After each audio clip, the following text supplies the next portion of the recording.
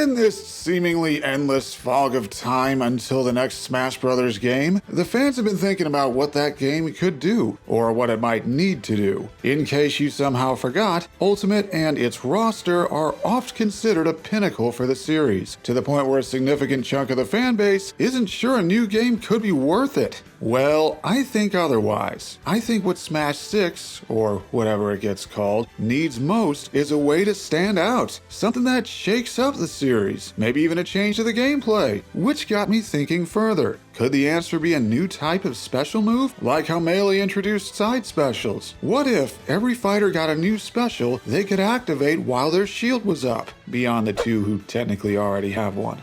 Interested? Let's see what these hypothetical shield specials could look like for 16 of the characters currently on the roster. Maybe you have a few ideas already. So, enough sitting in shield, let's get started.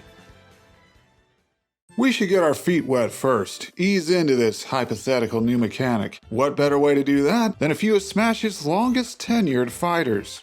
And first up is, who else? Mario's moveset has been straightforward and easy for new players to wrap their heads around from the beginning. Perfect character to help demonstrate how shield specials work. But which of his many moves would work best here? How about a recurring one? The spin jump has been around since Super Mario World. It's appeared in weaker forms in other outings since, but our version's based on the OG. Press the B button while shielding, and Mario jumps in place while rapidly spinning. It's in between a short hop and full hop height-wise, can be steered left or right, and damages anyone he spins into. Works well for emergency defense, one thing shield specials can provide. They can also have unique quirks. For example, just like in Super Mario World, if Mario lands on top of someone during this move, it deals an extra strong hit. Requires some thinking ahead or predicting an attack, but that just makes the payoff feel even better when it works.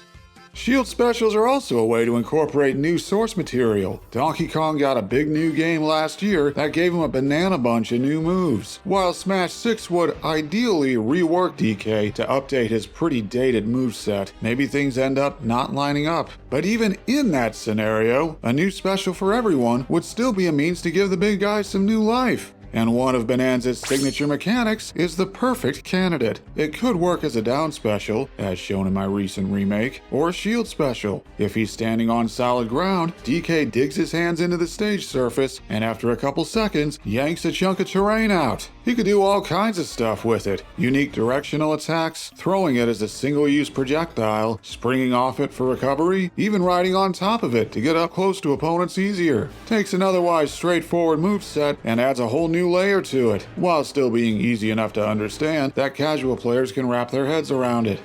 Meanwhile, other Original 8 members have their own stuff. Kirby's moveset has also felt pretty dated and kinda bland by modern standards. He's got a lot to work with in his games, but finding ways to rework him without going overboard on references is easier said than done. A new special slot would be a way to add something more Kirby-specific. The Puffball's shield special can pull from the Spark ability's oldest and most recurring attack. Activated, and Kirby generates an electric barrier that damages and repels anyone nearby. It's a defensive move, one that Kirby honestly appreciates quite a bit, considering his attacks out of shield so far have either been slow or only hit behind him. But this version pulls something from the Kirby 64 version of Spark. If you hold the attack out, it loses range quickly, and only replenishes over time, slowly, if you don't use it for a while.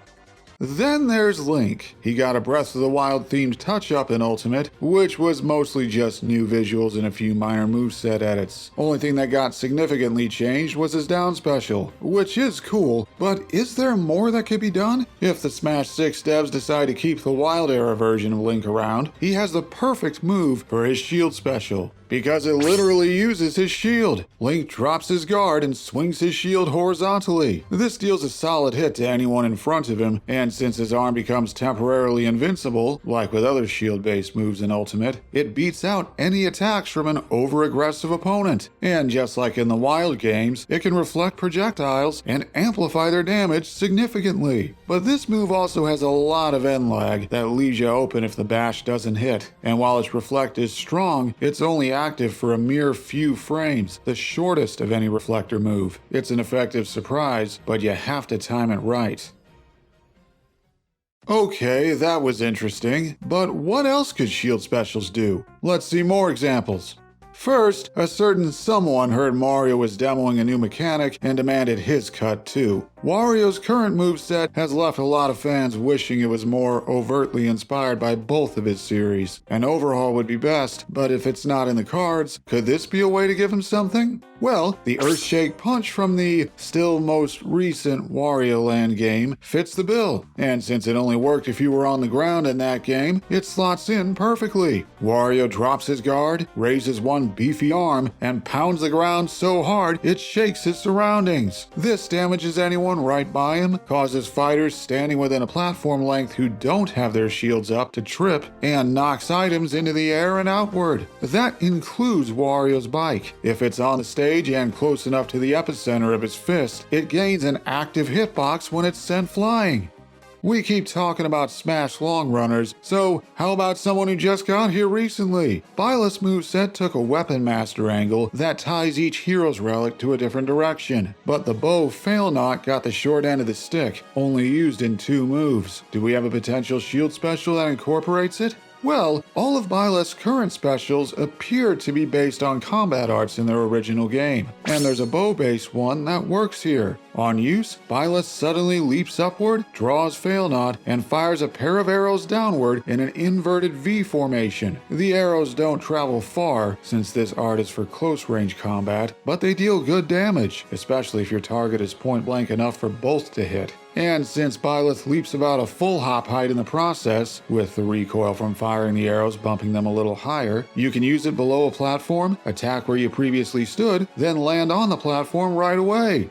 You know who else has a lot of moves to pull from? For Mega Man, it's not about finding a move for his shield special, it's about narrowing down which of the over 100 different boss weapons works best for it. I settled on one that's pretty under the radar. Remember the ancient Egypt-themed Robot Master with the incredible stage music? Pharaoh Man's weapon has unique properties that let us do something interesting. Activate it, and Mega Man forms energy into an orb that hangs above him. From there, it slowly grows and charges up on its own. While it's doing so, you can freely move, shield, dodge, grab, and perform any of your A-button attacks. Once the Pharaoh shot reaches full strength, press B to cast it forward, a projectile more powerful than any this character normally has. But there's a built-in risk. You can't use your other specials while the shot is charging. Pressing B before it's ready makes it dissipate. And if you get hit by any attack of decent strength, you lose the charge then and there.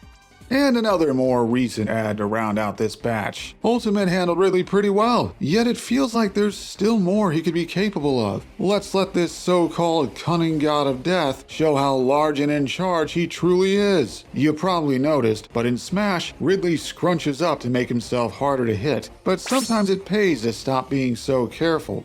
On use, Ridley suddenly stretches out to his full size and lets out an ear-piercing screech that strikes fear in the hearts of even the bravest bounty hunters, or so he would claim. What it does for sure is create a giant disruptive hitbox that deals a short stun to anyone around Ridley, with just enough knockback to get any would-be aggressors off him. But an attack this big and intimidating carries a drawback. Since Ridley stretches out at the start, his hurt box becomes even bigger and easier to hit before his own attack comes out. Still workable, just gotta have enough of a wicked edge to know when it'll cause the most damage. Is there more we could do with shield specials? How about a few examples with more dynamic effects? Oh boy. Despite the divisive moveset Ganondorf's been saddled with, you have to admit there's one thing it does well. Show off the sheer power at his beck and call. Hopefully he gets a rework next game, but even if he doesn't, a new shield special could help draw out that power even more. Once Ganondorf has 100% damage or more, press B while shielding to activate True Power. This install type move gives the Demon King a blood-red aura, channeling the Triforce of Power in full as if he just kickstarted Phase 2 of his boss fight. While active, he'd get various enhancements, stronger attacks with more shield damage, extra effects on his specials, and more. What's the catch? While true power is active, he slowly takes damage over time as if he was poisoned. It might function like a second boss phase, but Ganondorf's players would have to capitalize quickly with it and avoid getting hit too easily, or else he'd be thwarted yet again with little to show for it. So what about Ganondorf's mortal enemy? We already covered one Link, and all three of them in Smash are notorious for their very similar movesets, even if their stats are quite different. Giving them all unique shield specials would be one way to help them diverge more. Champion Link got his shield bash, so what about the young hero of time? What if we turned his famous taunt into an actual move? On use, young Link pulls out a bottle of milk fresh from Lon Lon Ranch and starts chugging it. As long as he keeps going, he steadily heals off damage. And you can cancel out of it early to save the rest for later, with a fair amount of end lag, so heads up there. All in all, he can heal up to 20% with one bottle, but all he gets is one bottle per stock. It also requires the normally very button-heavy zoner to stop and leave himself open for an extended amount of time. Your call whether it's worth letting an opponent get up in your face unimpeded. Let's talk more third parties. Ryu's whole thing is feeling like he walked right out of his home series. Movement, controls, even mechanics are close to a direct lift from Street Fighter. Is there something we can add on that also comes from his source material? Enter a new move he picked up in Street Fighter 6. Denjin Charge has Ryu focus and gather energy to him. If he makes it through the whole animation without being disrupted, he gains a temporary buff that powers up certain moves if he uses them within a window of time. For example, a boosted Hadouken becomes bigger, faster, even more so than the motion input version, and deals extra shield stun. Hits harder, beats out more projectiles, and helps Ryu approach if it's blocked. Could also buff other specials. For example, if his focus attack from Street Fighter 4 got swapped out for the more recent Hashogeki, itself a defensive move, Denjin Charge could enhance it so it gets extra armor at the start, deals more damage, and stuns opponents for longer if it connects.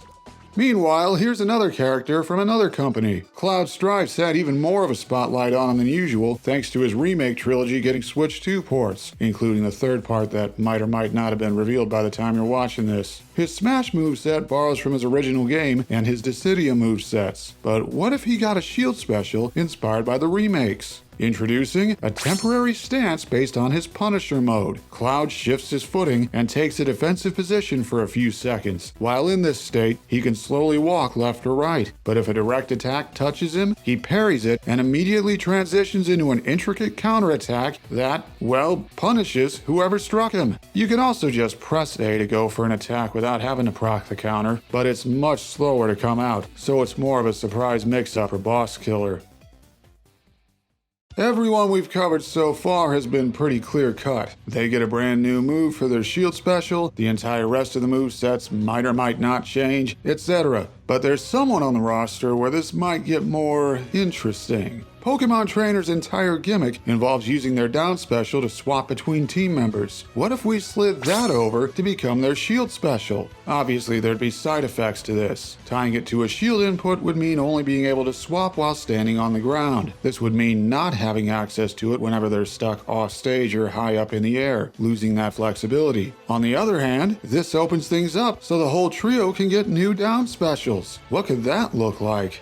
Let's start with Charizard. The fan favorite, and parent company favorite, usually swaps in to hang on to stocks at higher percents and or try to cheese someone. Surprisingly fast, but with mostly unwieldy attacks. Is there anything we can give Charizard for a down special to help with... Oh, you know where this is going. We're bringing back Rock Smash. Might as well drop a line to the down special this character previously had, right? Charizard pulls a big rock out of hammer space, then busts it open with a headbutt. With super armor the whole way, this move's a sorta kinda counter that tanks an incoming hit and retaliates with all the fragments the rock breaks into. And unlike the inconsistent damage of the Smash 4 version, we can have the updated Rock Smash deal more damage from the headbutt and less from the rock shards. The directions they scatter in are still a little random, but the closer your opponent is when rock meets head, the more damage they'll be subjected to. That's the big guy, so what about the smaller one? Squirtle's all about taking point at low percents, using weak but very fast attacks and passable mobility to combo opponents and rack up damage. What's a relevant move that could, indirectly, help with that?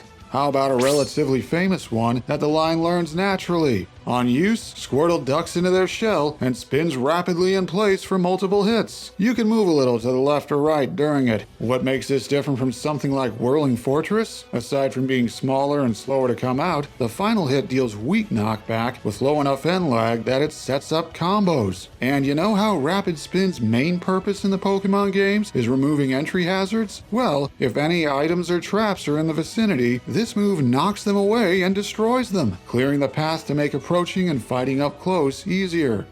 That leaves us with Ivysaur, the middle stage member, the oddball with ranged attacks and surprising power but iffy mobility and attack speed. A character like this needs a down special that both makes sense and functions in a weird way. For that, Solar Beam is a rare example of a chargeable down special, activated to start drawing in sunlight. It takes a long time to build up, but if you cancel it by shielding or dodging, you store the charge for later, though you slowly lose charge over time. Once it's fully charged, the bud on Ivysaur's back starts to glow. Press down and B then to convert that sunlight into energy and fire a powerful, multi-hitting photosynthetic beam. By default, it fires straight up, but you can press left or right during the startup to have Ivysaur handstand in that direction, like in the trainer's final smash, and fire the beam horizontally instead. It's a big threat either way, once it's ready. But we have one more shield special to talk about. Last but not least, look, I had to sneak my main in here somehow. Robin's a fascinating character in Smash. All these interesting tools, yet held back by weak points like breakable weapons that often get perceived by fans as more serious than they actually are. I have an idea for a shield special that'll help with both sides of that. Let's say Robin pulled some strings with Chrom and got access to the Shepherd's Convoy. Press B while shielding, and Robin reaches into their cloak as a menu opens up, displaying each of their 5 weapons. Select one of them and press A or B again, and Robin pulls out a fresh copy of that weapon, instantly replenishing all of its durability. The previous tome/sword gets discarded as soon as the restock animation ends, so you can pick it up immediately. Would pair well with a buff to discarded weapons, like, say, creating a little elemental explosion on hit if specifically Robin throws them. Sounds a bit overpowered, right? Well, this convoy has a limited supply. You can only replenish a weapon up to 3 times per stock. After that, you're relying on the usual regen mechanics until you get KO'd. And there you have it, 16 examples of how a hypothetical shield special mechanic could work. Some are defensive moves meant as emergency protection or pressure breakers. Some are more for utility, helping out the character or giving their moveset extra depth. And a few add whole new gimmicks or play around with their existing ones in interesting ways. So, what do you think? Do shield specials have potential to be a new thing for Smash 6? Do you have any ideas for shield specials of characters not mentioned in this video? What about other types of specials, or other new mechanics entirely? The way I see it, there are a lot of ways Smash 6 could stand out. The question is, what will the devs ultimately choose, and how will they go about it? They don't have to try and build up taller and more grandiose than Ultimate and risk a development nightmare. Just gotta find the right ways for the next game to build alongside Ultimate in ways that are compelling on its own terms. Thanks to the following for helping make this video happen. Shout out to my channel supporters through Patreon and YouTube's memberships for the continued support. And if you've hung around this long and haven't seen my other videos, I do Smash Theorycraft stuff like this all the time, including an ongoing series about an alternate timeline. So, until next time, what should I come up with now?